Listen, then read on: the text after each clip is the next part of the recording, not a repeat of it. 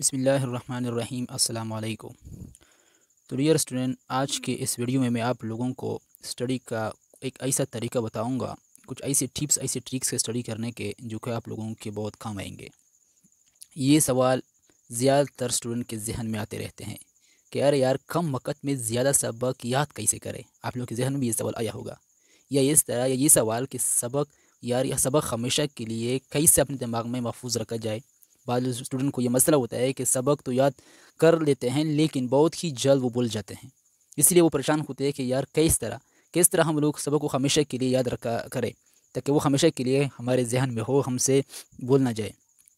और बाद स्टूडेंट को ये सवाल या उनके जहन में अक्सर आता रहता है, ये प्रॉब्लम उनको दरपेश दरपेश होता है कि यार यार स्टडी में दिलचस्पी कैसे पैदा करें। तो इन सारे सवालों का जवाब इंशाल्लाह आज के इस वीडियो में आप लोगों को मिलेगा कि इसका सवाल का जवाब भी मिलेगा कि कम वक़्त में, यानी अगर आपका एग्ज़ाम करीब आ रहा है, आप लोगों के पास टाइम बहुत ही कम है, तो इसलिए आपके पास टाइम तो कम है लेकिन आपका जो सिलेबस है, जो कोर्स है वो बहुत ज़्यादा है।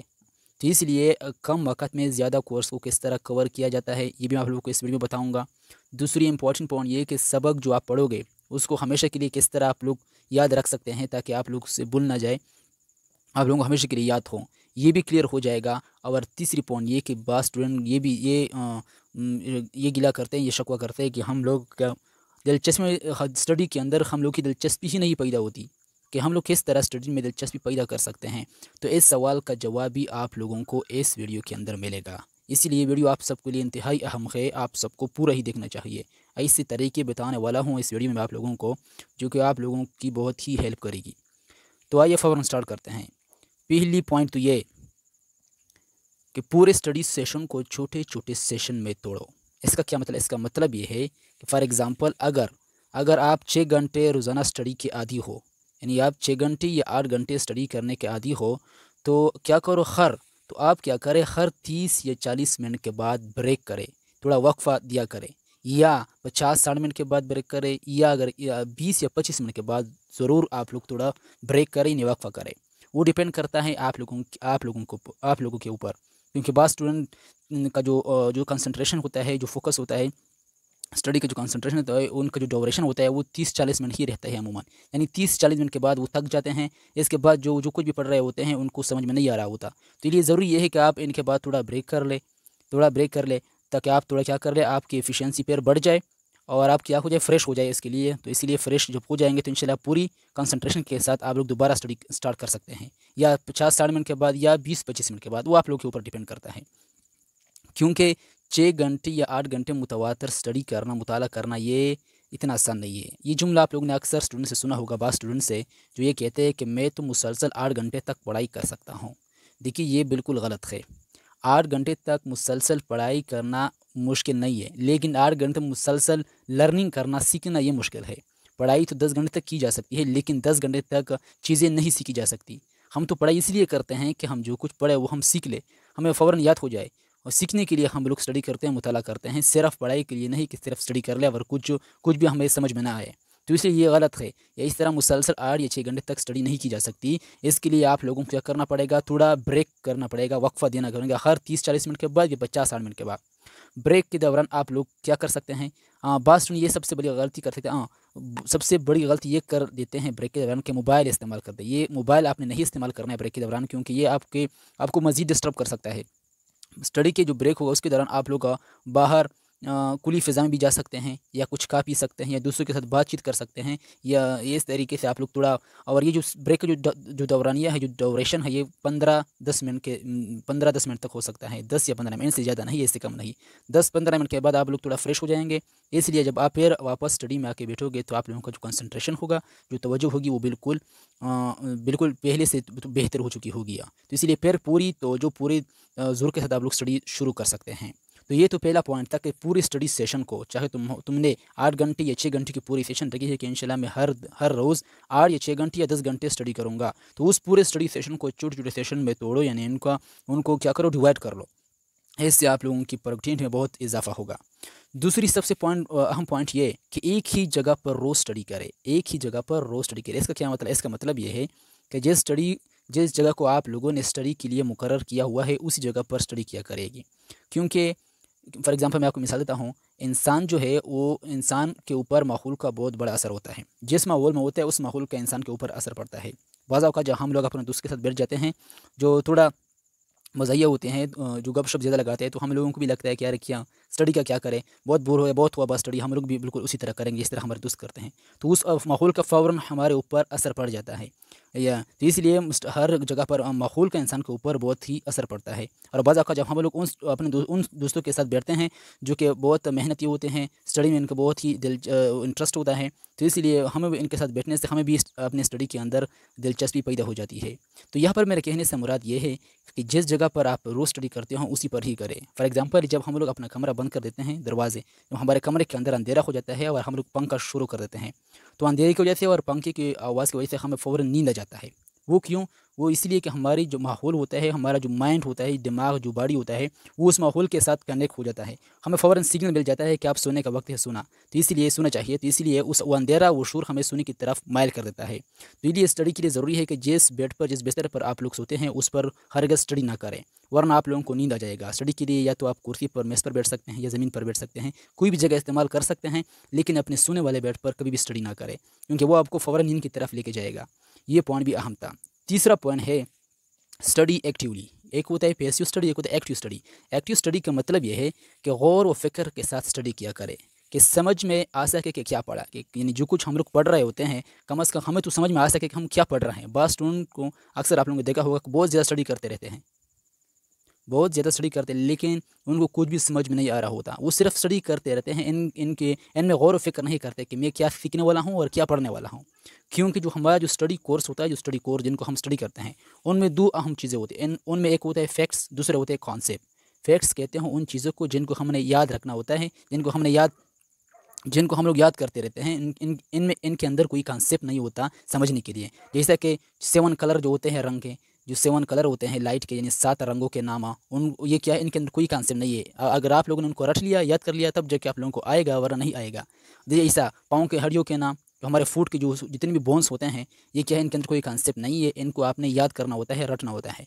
या दिमाग के जो हिस्से होते हैं, दिमाग के जो हिस्से जैसे कि forebrain, head brain, cerebellum, cerebrum, medulla oblongata, तो ये सारे के सारे क्या है, दिमाग के हिस्से है। इनको आपने क्या करना, याद करना होता है। या हमारे पाँव की जो हड्डी होती है, जितने भी टेबिया, फिब्यूला, फीमोरस, क्लेविकल, जितने भी बोन्स है, रेडियस, अन्ना, ये सारे के सारे बोन्स क्या है, ये ताल्लुक़ रखता है हमारे मेमोरी से याद रखने के। अगर आप लोगों ने उनको रट लिया, याद किया, तब जाके आपको आएंगे, वरना नहीं आ सकते, क्योंकि इनके अंदर कोई कॉन्सेप्ट है ही नहीं। दूसरी जो हमारे स्टडी कोर्स का दूसरी जो चीज़ होती है वो होती है कॉन्सेप्ट। कॉन्सेप्ट को हमने समझना होता है। जब अगर आप एक बार कॉन्सेप्ट को समझ लेते हैं तो फिर कभी वो आपसे नहीं बोल पाता। फॉर एग्जांपल, दिल का जो फेल होता है, यानी वर्किंग ऑफ हार्ट, सॉरी मैंने यहाँ पर फंक्शन ऑफ हार्ट लिखा है, जो वर्किंग ऑफ हार्ट होता है, ये एक कॉन्सेप्ट है। अगर आपने इनको समझ लिया कि किस तरीके से दिल क्या करता है, यानी डीऑक्सीजनेटेड ब्लड को अपनी तरफ लाता है और फिर ऑक्सीजनेशन के लिए लंग की तरफ भेजता है, फिर वापस लाता है और हमारे बॉडी की पूरी बॉडी के अंदर इनको क्या कहते हैं, पहुँचा देता है। तो ये मुकम्मल ये क्या होता है, ये पूरा एक कॉन्सेप्ट है। जब आपने एक बार इनको सीख लिया तो फिर कभी भी आप लोग इनको बोल नहीं सकते। या जो आई का जो वर्किंग होता है, वर्किंग ऑफ आई के किस तरीके से जो रेज आते हैं हमारे आई के अंदर, रेटिना के ऊपर पड़ते हैं, एक इमेज बन जाता है, एक तस्वीर बन जाती है, इससे हमें वो चीज़ नज़र आता है। तो ये भी एक वर्किंग है, एक फंक्शन है, जिसका ताल्लुक कॉन्सेप्ट से है। ये सारे के सारे कॉन्सेप्ट है। जो हमारा जितने भी स्टडी कोर्स होता है वो इन 2 चीज़ों पर मुश्तमिल होता है, फैक्ट्स के ऊपर, कॉन्सेप्ट के ऊपर। फैक्ट्स को हमें रटना होता है, सीखना होता है, याद करना पड़ता है। कॉन्सेप्ट को हमें सिर्फ समझना होता है कि जैसे हम लोग समझ लेते हैं फिर वो हमसे भूल नहीं जाता, हमेशा के लिए हमें याद रहता है।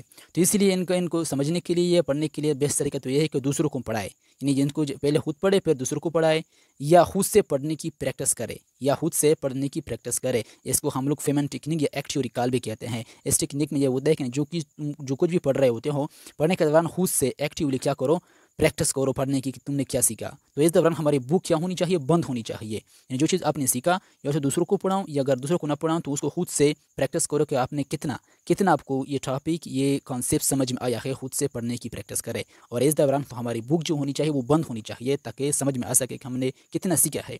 तो इसलिए ये था स्टडी एक्चुअली कि एक्टिवली स्टडी किया करो, पैसिवली नहीं। एक्टिवली स्टडी किस तरह की जाती है मैंने आप लोगों को पढ़ाया। चौथा सबसे अहम पॉइंट ये है कि जो तुमने पढ़ा है वो किसी और को पढ़ाओ या समराइज़ करो। यानी जो कुछ आपने पढ़ा है वो किसी और को पढ़ाओ या समराइज़ करो, यानी इनकी समराइज़ करो, बार बार इनकी रिवीजन करो। अब ये पॉइंट सबसे ज़्यादा अहम है, क्योंकि दूसरों को पढ़ाने में 3 बड़े फ़ायदे होते हैं, 3 बड़े फ़ायदे। पहला फ़ायदा तो ये होता है कि दूसरों को पढ़ाते समय हम दूसरों को पढ़ाते समय हम खुद एक्टिवली पढ़ रहे होते हैं। एक तो ये फ़ायदा होता है कि दूसरों को पढ़ते समय हम खुद भी एक्टिवली पढ़ रहे होते हैं, कि हम क्या करते हैं पूरी तवज्जो के साथ हम क्या होता है एक्टिव होते हैं, उन चीज़ के ऊपर हमारा फोकस पूरा कंसंट्रेशन होता है, खुद से हम उन चीज़ों को पढ़ाते रहते हैं, सारा कंसेप्ट हम अपने ही दिमाग से निकाल के उनको बताते रहते हैं। तो इसीलिए दूसरों को पढ़ते समय हम खुद एक्टिवली पढ़ रहे होते हैं। दूसरा फ़ायदा ये होता है बड़ा कि दूसरों को पढ़ाने के लिए इनसे पहले हम क्या कर देते हैं, उस टॉपिक को खूब रिवाइज़ करते रहते हैं, खूब पढ़ लेते हैं, ताकि हमें दूसरों को पढ़ाते वक़्त कोई मुश्किल ना हो। तो इसीलिए दूसरा फ़ायदा ये है कि अपना टॉपिक भी पुख्ता हो जाता है, यानी जो टॉपिक हम लोग दूसरों को पढ़ाते हैं वो भी टॉपिक भी हमारा पुख्ता, इंतहाई पुख्ता हो जाता है, क्योंकि इनके ऊपर बहुत ज़्यादा हम बात कर देते हैं समझाते वक़्त दूसरों को। तो इसलिए वो टॉपिक भी हमारा अपना बहुत ही पुख्ता हो जाता है।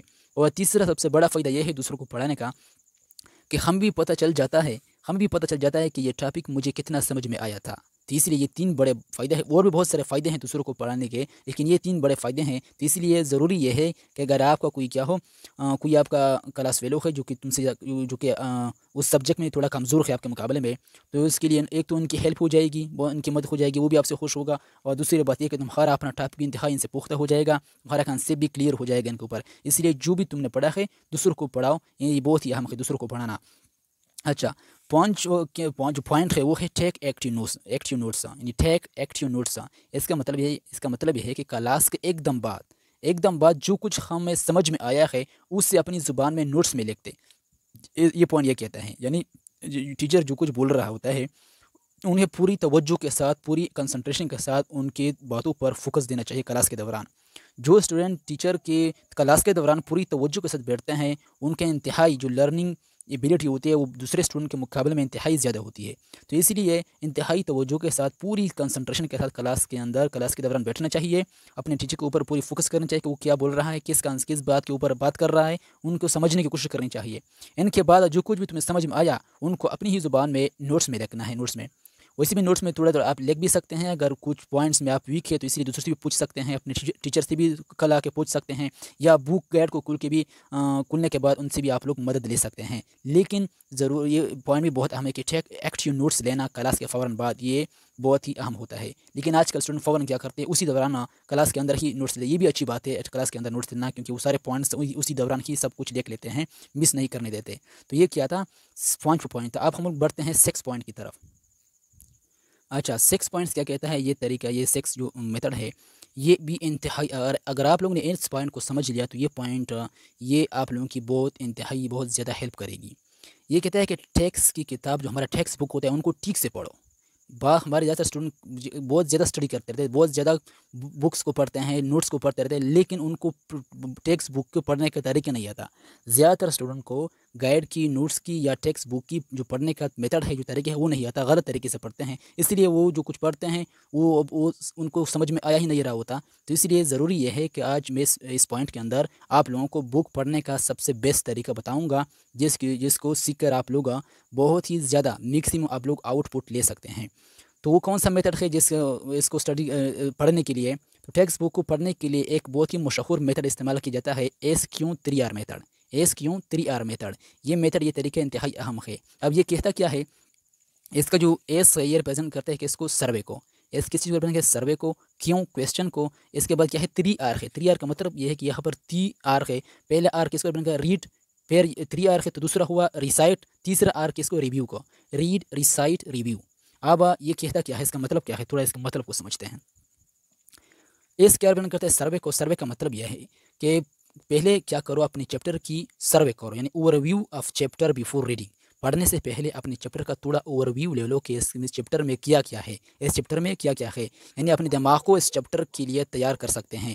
अपने चैप्टर का सर्वे लेकर आप लोग अपने दिमाग को इसके लिए तैयार कर सकते हैं। तो इसलिए पहले अपने चैप्टर का सर्वे कर लो, जिस चैप्टर को आपने पढ़ना है इसी दौरान।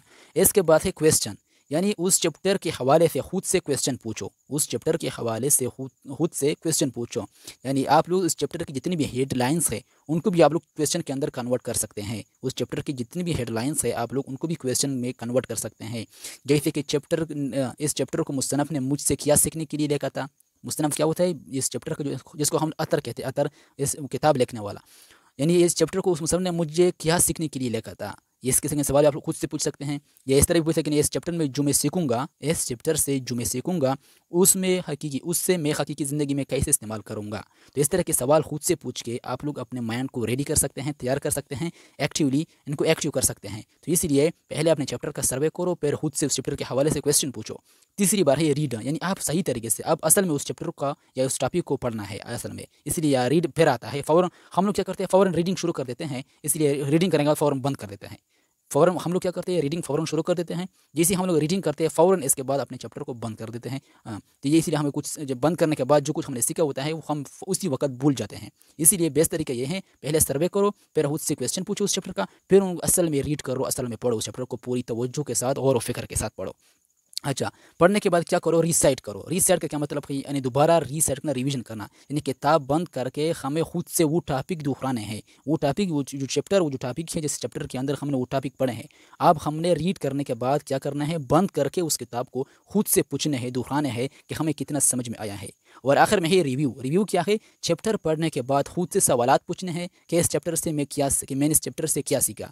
इस तरीके से आप लोग क्या कर सकते हैं, उस चैप्टर को, उस टॉपिक को कम्प्लीटली 100% याद भी कर सकते हैं, इनको कम्प्लीटली तवज्जो के साथ, कॉन्सेप्ट के साथ आप लोग इनको समझ भी सकते हैं। अगर ये मेथड आप लोगों ने अप्लाई ना किया तो बाकी वही पुराना मेथड आप लोगों ने अप्लाई करोगे कि रीड करोगे, फॉर्म बंद करोगे बुक को, तो फिर तो आप लोग बिल्कुल जिस तरह आप थे उसी तरह ही रहोगे। लेकिन अगर आप लोगों ने SQ3R मेथड को अप्लाई किया, यानी चैप्टर का सर्वे किया, फिर उस चैप्टर के हवाले से खुद से सवाल पूछे, फिर उनको असल में रीड किया, फिर रिसाइट किया, दोहराया, रिवीजन किया, किताब बंद करके फिर रिव्यू किया, खुद सवाल पूछे कि क्या क्या सीखे इस चैप्टर से, तब मैं गारंटी देता हूँ कि आप लोगों को वो चैप्टर कम्प्लीटली समझ में आएगा पूरी कॉन्सेप्ट के साथ। तो ये था 6वां पॉइंट। आप फ़ौरन आगे बढ़ते हैं 7वां पॉइंट की तरफ।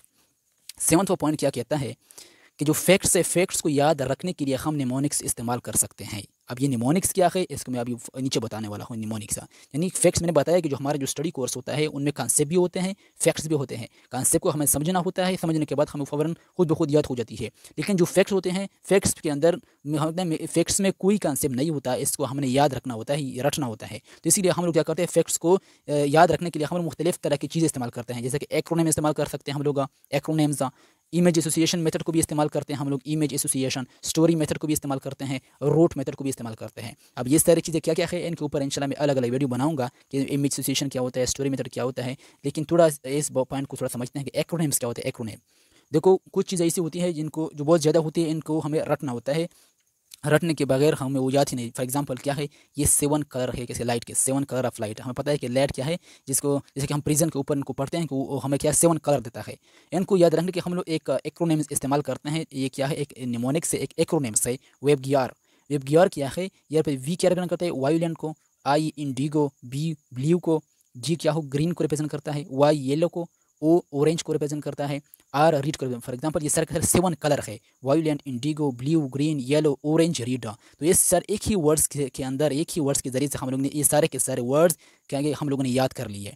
इनको याद करना बहुत ही मुश्किल था, तो इसलिए सिर्फ इस एक्रोनिम का इस्तेमाल करके हम लोगों ने इनको याद कर लिए। या जैसे कि नीचे मैंने दिया गया है, ये क्या है, फॉर एग्जांपल जो इनडिफिनिट प्रोनाउन होते हैं उनमें कुछ सिंगुलर होते हैं, कुछ प्लूरल होते हैं, और जो तीसरा केस होता है उनके अंदर कुछ ऐसे प्रोनाउन होते हैं जो कि सिंगुलर भी हो सकते हैं, प्लूरल भी हो सकते हैं। उनको याद रखने के लिए हम लोग शॉर्ट का फार्मूला इस्तेमाल करते हैं, सनम। सनम इस्तेमाल, यानी सेस क्या रिप्रेजेंट करता है, सम को, ए आल को, एन नॉन, ए इनी, जो लास्ट में एम है रिप्रेजेंट करते हैं मिनी को, सम आल नॉन इनी मेनी। ये सारे के सारे इनडिफिनिट प्रोनाउन है जो कि सिंगुलर भी हो सकते हैं, प्लूरल भी हो सकते हैं। तो इसको हम लोग शॉर्ट की इस्तेमाल करते हैं, सनम। इनके ऊपर मैं डिटेल में वीडियो बनाई है प्रोनाउन के अंदर, यूट्यूब पर अपलोड भी कर चुका हूँ पहले से, बहुत सारे ग्रामर की वीडियो वहाँ पर पड़ी हुई है मेरे चैनल पे। अच्छा, दूसरा क्या है, कौन, फॉर एग्जांपल ये क्या है, ऑल रीगा। ऑल रीग हम किसके लिए इस्तेमाल करते हैं, ये भी एक एक्रोनिमस है जो हम लोग जो होता है। For example oxidation is loss of electron, री क्या होता है, RIG, R reduction is a gain of electron. तो इसलिए हम लोग जो इलेक्ट्रोकेमिस्ट्री होती है, इनको जो ऑक्सीडेशन होता है, जो रिडक्शन होता है, इनकी जो डिफिनीशन है उनको याद रखने के लिए हम लोग सिर्फ एक ही वर्ड इस्तेमाल करते हैं, ऑयल रीगा, यानी oxidation is loss of electron, reduction is the gain of electron. तो ये एक ही लफ्ज़ है, हमें पूरा का पूरा 2 डिफिनीशन हमें क्या करता है, निकाल के देता है हमें याद रखने के लिए। या जो फिजिक्स के जो बेस फिजिकल क्वांटिटी होते हैं, base physical quantity, for example length, metre, time, जो इलेक्ट्रिक करंट होता है, टेम्परेचर, लुमिनस इंटेंसिटी, और इसके बाद क्या होता है, अमाउंट ऑफ सब्सटेंस। तो ये सारा क्या है, ये बेस फिजिकल क्वांटिटी होती है। इसको याद रखने के लिए हम लोग सिर्फ एक ही वर्ड इस्तेमाल करते हैं, लम टेट्ला। लम टेट्ला यानी लेंथ, इसके बाद क्या होता है मास, टाइम, इलेक्ट्रिक करंट, टेम्परेचर, इसके बाद क्या होता है ल्यूमिनस इंटेंसिटी, या इसके बाद अमाउंट ऑफ सब्सटेंस। ये सारे का सारे बेस फिजिकल क्वांटिटी है। फिजिक्स के अंदर आप लोग 9th के में पढ़ा होगा और फर्स्ट ईयर के अंदर भी आप लोगों ने पढ़ा होगा। या इसके बाद क्या होता है जो ऑर्डर ऑफ एडजेक्टिव है, ऑर्डर ऑफ एडजेक्टिव हम लोग पढ़ते हैं कि एडजेक्टिव का एक खास ऑर्डर होता है। हमने अगर किसी नाउन से पहले ज़्यादा एडजेक्टिव का इस्तेमाल करना हो तो हमको एक खास ऑर्डर में लिखना होगा, लेकिन वो ऑर्डर भी हमें याद तो रहना चाहिए। फॉर एग्जांपल इसके लिए हम लोग एमोनिक्स इस्तेमाल करते हैं, एक एक्रोनेम्स। वो क्या है वो एक्रोनेम? उसास्कम, यानी क्या कहते हैं ओपिनियन को size, age, shape, colour, origin, material and purpose. ये इस तरतीब से हमें सारे के सारे ऑर्डर ऑफ एडजेक्टिव भी याद रहते हैं, उनका सही ऑर्डर भी याद रहता है। तो ये था इन इफेक्ट्स को याद रखने के लिए हम लोग निमोनिक्स भी इस्तेमाल कर सकते हैं। तो इसलिए निमोनिक्स भी आप लोगों ने मैंने बताया कि स्टडी को जो फैक्ट्स है उसको अपने किस तरह याद रखना है, निमोनिक्स के जरिए से एक्रोनिम्स के इस्तेमाल करके आप लोग इनको याद रख सकते हैं। बाकी जो कॉन्सेप्ट है वो तो आसान है, कॉन्सेप्ट एक बार अगर आपने समझ लिया तो फिर तो वो आपको हमेशा के लिए याद रहेगा। अच्छा, अब जो लास्ट पॉइंट है ये भी इंतहाई अहम है, ये है अपने लिए शॉर्ट नोट्स बनाओ। अपने लिए शॉर्ट नोट, इसका मतलब ये है शॉर्ट नोट्स। फॉर एग्जांपल अगर एक चैप्टर है, अगर 30 सफ़े का एक चैप्टर है, 30 सफ़े का 30 पेजेस का एक चैप्टर है, तो आप लोग क्या कर सकते हो उनको 10-15 सफ़े के अंदर, 10-15 पेज के अंदर इनका मुकम्मल 30 सफ़े का चैप्टर आप लोग 10-15 सफ़े के नोट्स में तब्दील कर सकते हैं। यानी उसका फ़ायदा ये होगा कि उस 10-15 चैप्टर का जो आपका जो सफ़े का जो नोट्स होगा उसको पढ़ के आप लोगों को पूरा 30 सफ़े का 30 पेजेस का चैप्टर आप लोगों को जहन में आएगा, आप लोगों को याद रहेगा हमेशा के लिए। इसीलिए शॉर्ट नोट्स, अगर आप लोग मुकम्मल उसी चैप्टर को उठा के नोट्स में डालोगे तो फिर तो ये शॉर्ट नोट्स नहीं हुआ।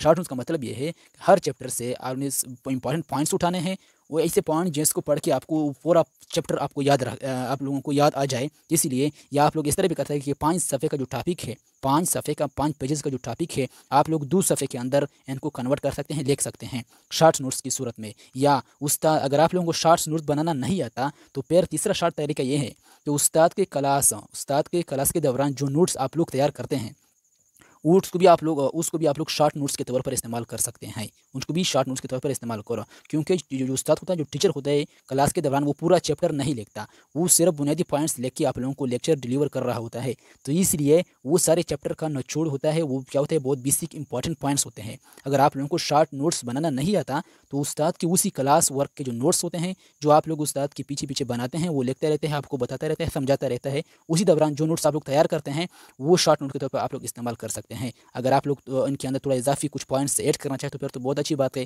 थोड़ा गाइड और बुक इस्तेमाल करके उसी टीचर के नोट्स में आप लोग का कुछ पॉइंट्स मजीद ऐड कर सकते हैं। शॉर्ट नोट्स का एक बड़ा फ़ायदा तो ये होता है कि इम्तिहान के दौरान ये आप लोगों को बहुत फ़ायदा देगा।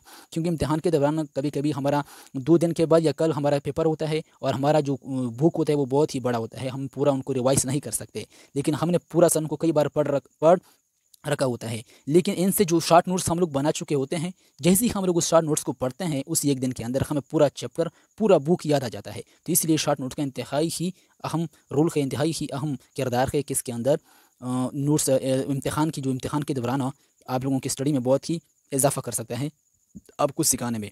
तो आज के लिए इतना ही काफ़ी था। उम्मीद करता हूँ कि ये वीडियो आप सबको पसंद आई होगी।